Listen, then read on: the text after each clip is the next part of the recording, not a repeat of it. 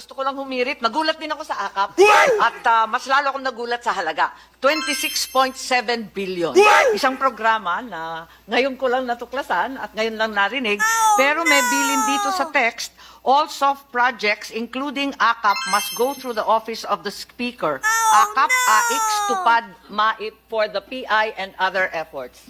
Madam Yes, Chair. Senator JB, Ako rin please. medyo naging curious sa AKAP, ngayon ko lang narinig eh. Siguro can ask DSWD, what is this program about?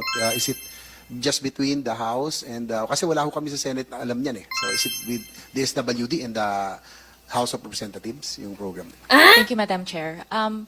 Madam Chair, ACAP is just as foreign to us, technically, as Senator Bato, as it is provided Yes, in Yusek line Dimapuro, I item. understand that it's under the DSWD budget.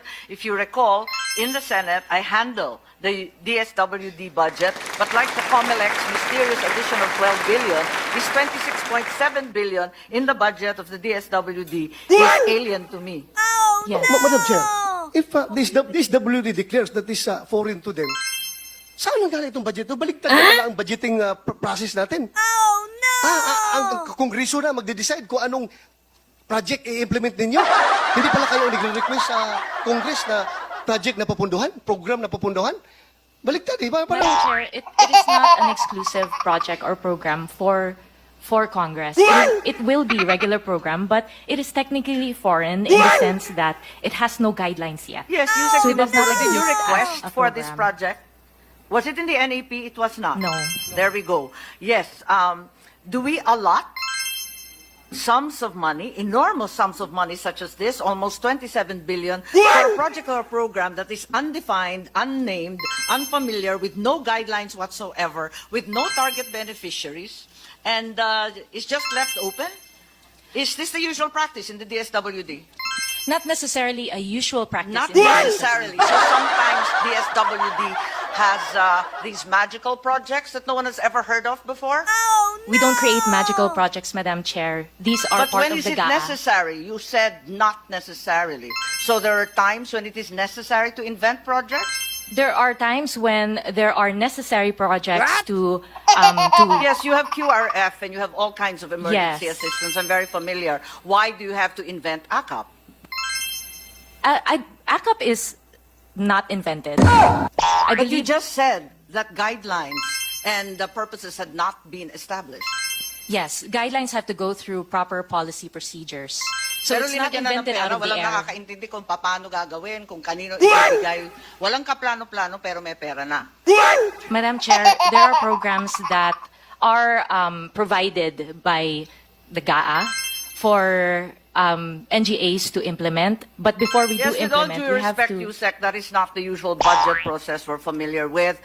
There's always a very well-defined project or program before a line item magically appears in the GAA. It's fought over, debated, and discussed very, very thoroughly in the subcommittees as well as the plenary. This wasn't. Madam Chair, we are currently creating the guidelines, and we would be happy to share with... Parang baliktad naman yata yung buhay natin. Ngayon mag-iimbento ng dahilan, magdi-design ng project, pupunteriya yung mga beneficiary. Pero in the meantime, linagyan muna ng bilyon-bilyon. Yan na ba talaga ang patakaran ng DSWD? Madam Chair, for programs that are intended for the poor, vulnerable, and disadvantaged, we welcome, obviously, more programs, and we would be grateful to be able to implement these other programs. Yeah, I'm familiar with your mandate, but nothing in your mandate indicates that you should be inventing projects and that you are exempt from usual budgetary study and procedure. I'm sorry.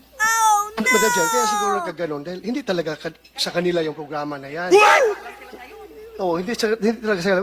With due respect man, in fairness to Yusek Dimapuro, bago nga yan sa kanya. Sabi nga niya, foreign eh. Hindi niya alam. So, huwag ka mag-alala, we are not faulting you for that. Kaya we are just investigating dahil the usual mangyari is meron ng bahay yung pondo, like AX. Kung sisingit man yung meron mang intervention dyan during the BICAM, ang lower house at saka upper house, the most that they can do is siguro dagdagan yung amount ng AX na yan. Pero may bahay na yan. Pero yung gagawa ng bagong bahay dyan, during the BICAM, I don't know how feasible is that. Oh. Kaya nasabi namin, Chairman, it's very magical. Kayo mismo, DSWD, hindi nyo alam na, uy, boom, may Ay, may teka. aka pala na ganito kalaki.